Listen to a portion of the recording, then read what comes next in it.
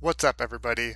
This is Bowman Day Trades, and I'm Brian, and you are watching my journey to financial freedom, where a beginner day trader learns the ropes of day trading and builds one foundational skill on top of the other until I become profitable and achieve financial freedom. I've been on this journey for a few weeks now. I first started day trading in April, and we're going on July. This is episode 10, and I'm excited to say that we have another 27-cent green day. I had a little bit of a slip up in the strategy portion, meaning I've been trying to only play the first leg up, and if we look at this trade here on STEX, I I lost money on the first trade, and then I took kind of an attempt at a second leg up and kind of fumbled a little bit. Got out of the trade. We weren't down too bad. Um, and then for the rest of the day, I stuck to the strategy despite being red at the beginning of the day. So that is good as far as discipline and long term. The capability of this working long term is that I didn't like revenge trade or break my rules or raise my share size. So these are all very very positive very positive changes compared to some of the earlier weeks. Um, we're gonna go through the film. I traded about four ticker symbols today, and I took a look at four or more that I did not trade. So we are going to go through some of these trades. So I woke up 6 in the morning, and the first stock that was going on my scanner was SUGP, and I didn't end up trading this. Partially is because at the very beginning of the day, um, I slept maybe 6.5 hours because I'm working full time right now, and I get home from work at 11 o'clock at night. So and I set my alarm at 6 a.m. So I'm a little groggy at this point. I haven't poured my coffee. I'm not really ready to trade, but the first thing I identified, this is not the first leg up. One, so a good pullback would have been this pullback, and if I was up, 10 minutes earlier, I probably would have hit this first pullback here on VWAP. And then as you see, there was a pretty big climb, and this right here, this may have been like a B, like a second leg up setup, but we're seeing some indecision in some like topping tail wicks here. So I decided to not buy in to this. I decided not to buy in here.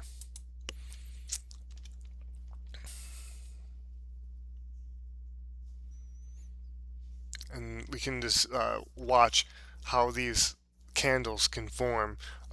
Because I was saying in an earlier video that looking at the history of the chart isn't really the same as watching these candles form in real time. Let's see if I can speed this up a little bit. Okay, so this is going a little bit faster now, 1.5 times speed. And I didn't end up trading the stock, so I'm not going to spend too much time watching it. Let's go back to normal speed. And let's move up to where I did take my first trade.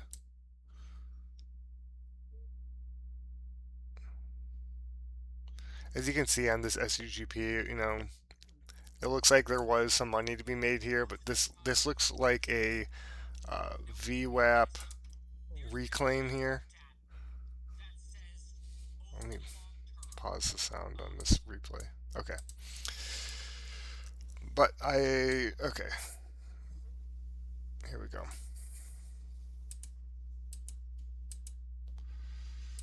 I jumped a little too far ahead. All right. So at 6:30 a.m. or so my time, it was 6:30, 7:30 market time. STEX pops up on the scanner, and you know I lost on this. This is a stock that I first had up on the screen at the beginning of the video. One of the first warning signs on this stock was this 50% retrace of the first move higher. And yeah, sure, we did get a pullback to the 9 EMA and a push above VWAP, but still, I should have been a bit cautious at this point. So let's see what I did here. I'm just trying to get my bearings. I'm seeing some good strength, and it wasn't exactly the first candle higher, but it was still early in the move. We're above VWAP. Uh, so these are kind of warning signs. It's not the first move. We had a 50% retracement of the first candle higher, but I decided to pull the trigger anyway. Now if we watch that buy again, let's see what we were seeing here. I think I was going over something called a candle over candle high. So we got a bottoming wick, and it's pushing up to that $1.29 range. And when I saw the candle fill up here at $1.29, I'm thinking that we're going to get another push. But something that I was not thinking super clearly at the time. I really just wanted to jump in. So this was a little bit FOMO, and the stock was a little extended. I mean, look how far away the 9 EMA and VWAP is. And additionally, we had 3 minutes of green candles. So these are all warning signs that I probably shouldn't have ever took this trade. Um, it's like, we were green on it for, a little bit, and then red. And we'll just watch this play out, because I think that I held this trade for about 30 seconds.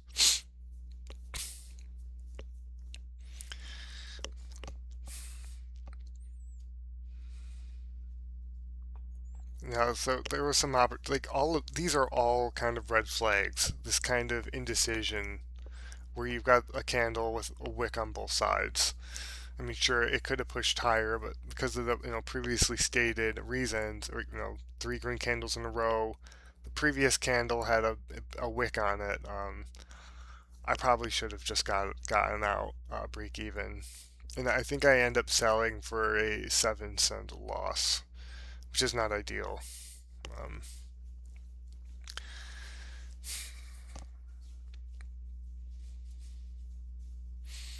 yeah, so we're just watching the price action at this point, and I was thinking this thing could go either way. Um,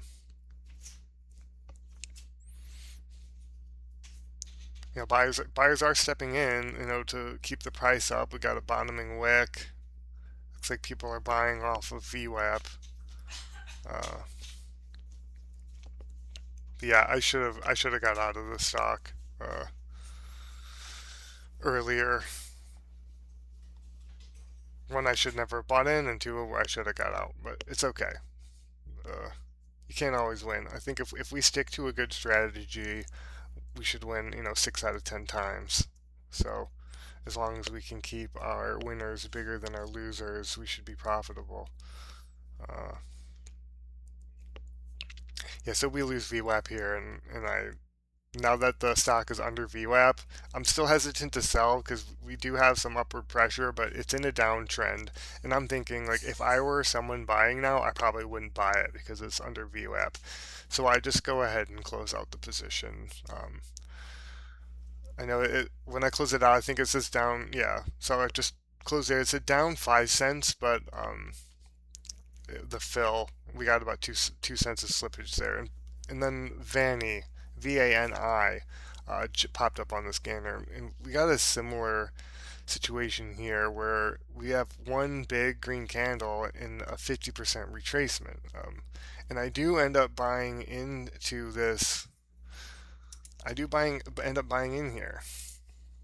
I shouldn't have. So I'm saying, like the discipline, it was, wasn't horrible today. I've had worse days, but it wasn't perfect either.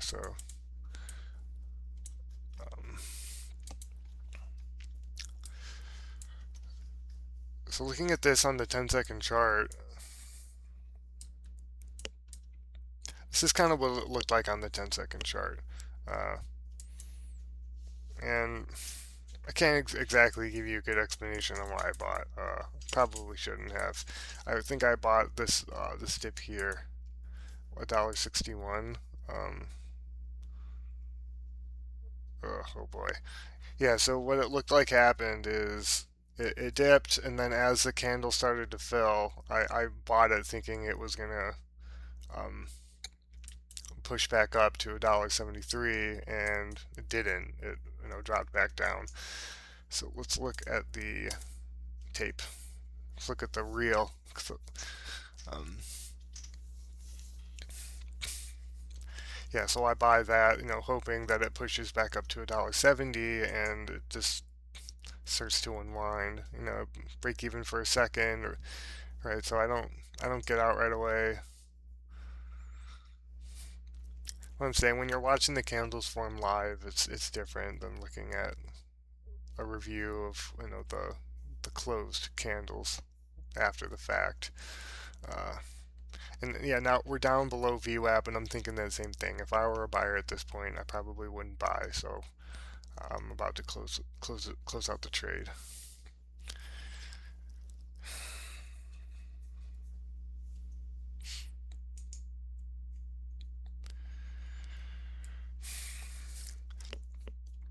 Yeah, so I should have been a little bit more selective on these first two trades. I probably didn't need to take them. I didn't need to take these losses, in hindsight. It's good. This review is good for me for the learning process also.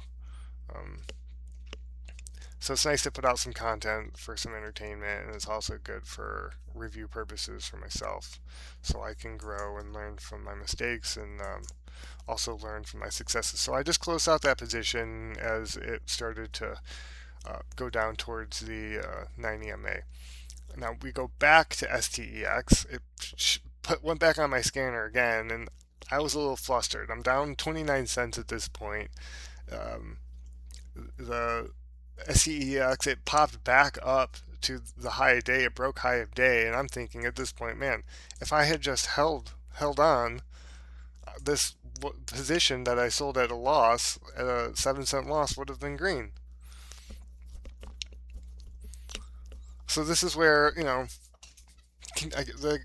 bad decisions continue. It's 100% not the first leg up anymore. This is for sure, second or third leg up, right? Because we have the first leg up, a pullback below VWAP, so it's kind of like a second leg up with a VWAP break here. And then we have a supply zone right here at about $1.30. So these were all red flags. I guess the first hour of the morning is characterized by me ignoring red flags. But on that one, so I don't know if you noticed, but I went from down 27 cents to down 37 cents. But I actually made a cent, 1 cent on this trade. And the reason is because Webull may be a commission-free broker, but there's still like a 3 cent fee per trade. So even if I get these small wins, it still records it as a realized loss. So I was green on the trade, but because of the fees, like the stock exchange fees, I lost money on that trade. About like 2 cents, I think. Yeah, so here I am in the video checking. I'm like, if I made money on that trade, why did my realized gain go up? And it's because, so if you see I bought at 133 and sold at 134, it's because there is a fee. Now I really should have stepped away at this point. It's not really breaking through the supply zone. We are way past the first leg up at this point, but I give it another go. I give it another shot.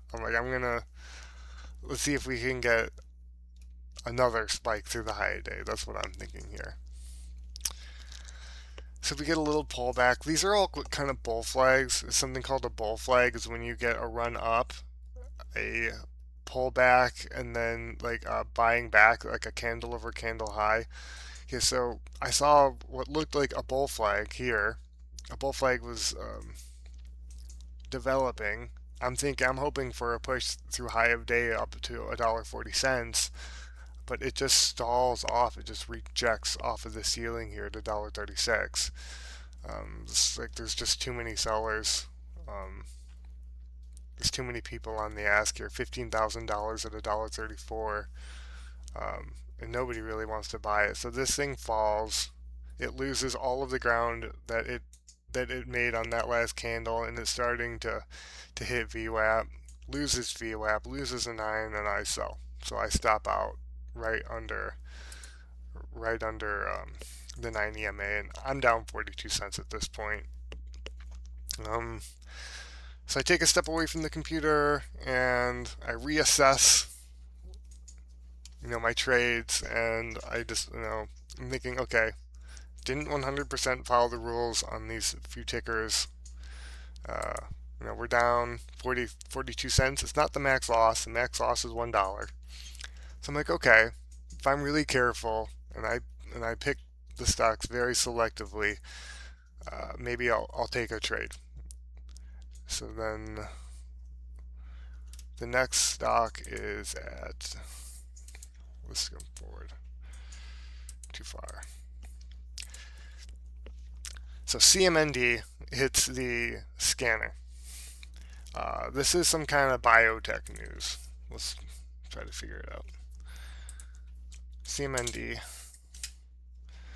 All right. Clearmind reports successful formulation feasibility study supporting potential new additional route of administration development for MEAI.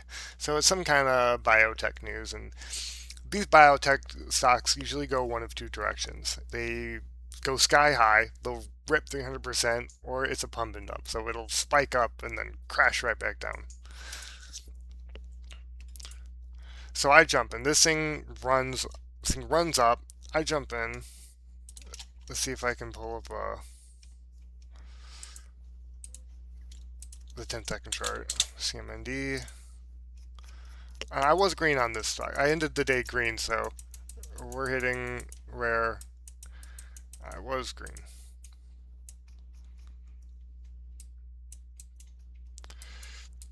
Alright, so this is what I'm seeing on the 10-second chart. This is the run. Every 10 seconds it's a candle. 1, 2, 3, 4, 5, 6, 7, 8, 9, 10. Alright. So this is called a micro pullback. This entire run, 1, 2, 3, 4, 5, 6, 7, these 7 candles are all in one candle of a 1 minute chart. So that's why it kind of looked like I was just buying a spike, but no, I wasn't just buying a spike. This is a bull flag micro pullback. A run up, a bounce off of the 9, and a buyback. And so I buy in this candle at 292, and I sell in the next candle at 314 for a 20-cent gain. So that's great. All right, here we go. It didn't fill initially, but it did fill on a bounce. Here we go, and then this is a 1 minute bull flag. Buyers are stepping in at VWAP to push the price back up, forming a bottoming wick. This is a good sign. This thing squeezes higher, and I get out. So we got out on this second candle. That was a really good play. I'm really happy with that. It was the first leg up on a move. So there, playbook worked. I didn't have to take any of the trades for this trade. None of them were A+ setups. This one was an A+ setup, and look at the result. So we could have just been up 22 cents. Like, we didn't have to go down 40 cents. None of that was necessary. And then, like what I was saying with these biotech stocks, either they go sky high or they make a round trip where they jump up and then they come right back down to where they started. Let's go ahead and fast forward. And there it goes. Bye-bye. Yep, and it goes right back down. Uh, yeah, this is just, I've only been trading a few months, but in the few months I've, recognized a pattern that this is just what happens when you got biotech stocks. So I never went back in, and it's a good thing I didn't because we can see what happened to this stock. Uh, okay, the next stock I bought was SIO. Oh no. So at this point, I'm really careful, and I am not going to buy anything that is not an A plus setup. So let's look at the next stock that popped up on the scanner was SILO. Okay.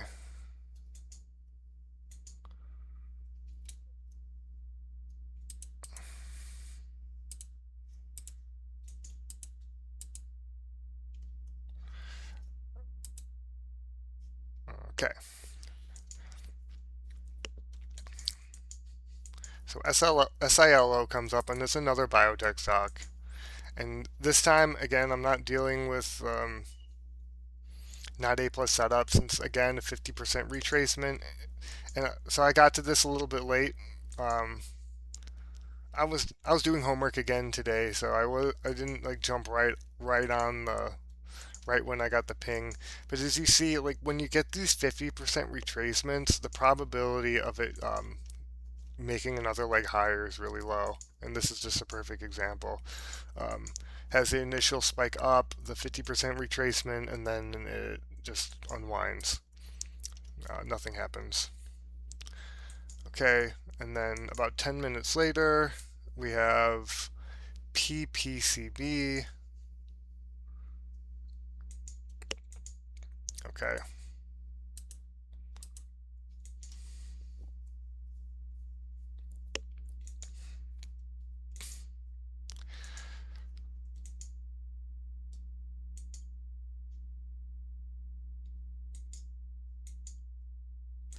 Well, I saw BNRG, but there wasn't enough volume.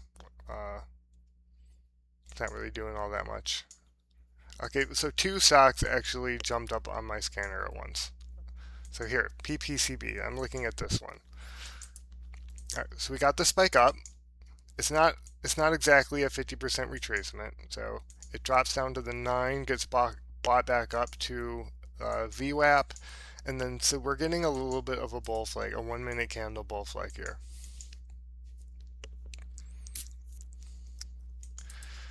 So I saw support, right? So we have a candle over candle high. I buy in.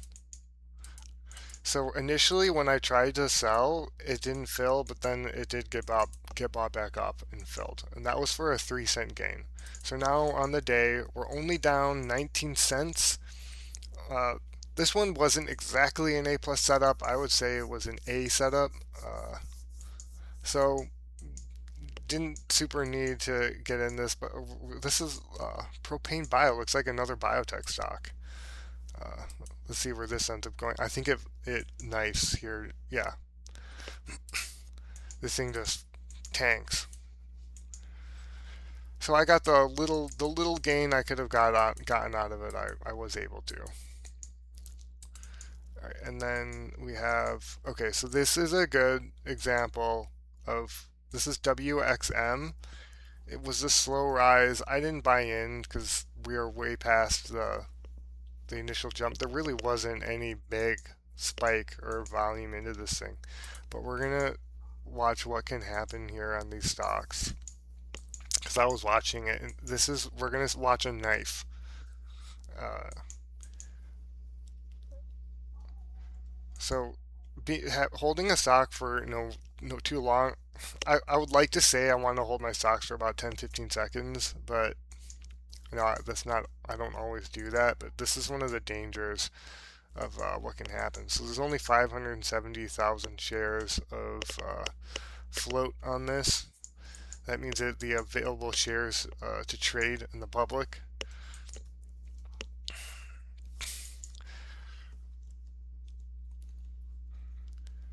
So this thing in one candle. This is a 1 minute candle. Look at this knife. It just falls straight down. Boom. Yeah, this can happen. So people bought this thing up here for a push through, 430, and instead it knifed. So everybody's sold at the same time, or maybe one person or short sold it, or something happened. We have one last stock to review, and it's CLRO. Because if you notice, I'm still down 19 cents. So the biggest one of the day is on CRLO, and we are at about 10 minutes later. This stock's up. Okay.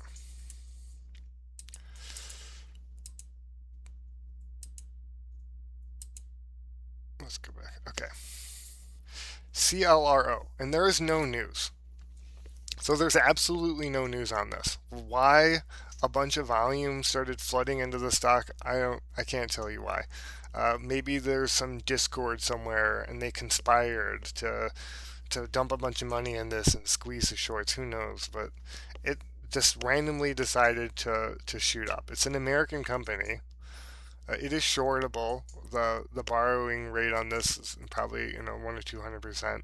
But so like I like to buy low float stocks between $2 and $20 with breaking news, and the stock has to be above VWAP. And the only one that will sometimes I will disregard is it doesn't always have to have breaking news. Sometimes just this initial leg up, like the bull flag, is with a spike and then a pullback, and then the candle over candle high is like the setup I'm going for. So we have this spike up here, and then we get the pullback. So there was just a pullback. All right, so I'm buying the pullback. Maybe we should look at the 10-second chart here. Where is it? Okay, CLRO. And this is the last one, guys. The the video is starting to carry on a bit, but all right. Yeah, so we get this run up, a pullback. It finds a support here, and then it rips up to 950. So right when I buy, it dips down a little bit. I'm a little nervous. We're down 20 cents. But it is finding support. Again, I'm looking at the 10-second chart. I only filmed the 1-minute chart. Maybe I'll create a screen that has all the charts on it for the video, like maybe something in my background. So it starts to get back up. We're seeing those candle over candle highs on the 10-second, not so much here on the 1-minute, but I'm a little nervous, and then boom, it just rips up to 950, and I sell very close to the top, and that pushed us up from down 19 cents to up 27 cents for a 46-cent gain.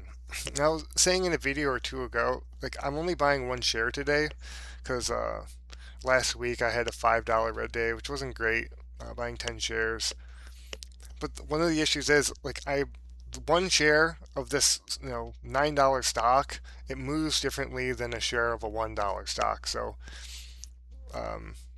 at like larger position sizes, like I would have bought, say, 100 shares of the $1 stock, but I only would have bought 10 shares of this $9 stock, just to make an example. So the P&L, the green day, it's not completely reflective of what full position sizes would be, but it is showing like did I make a good trade, or was I green on the trade or red on the trade.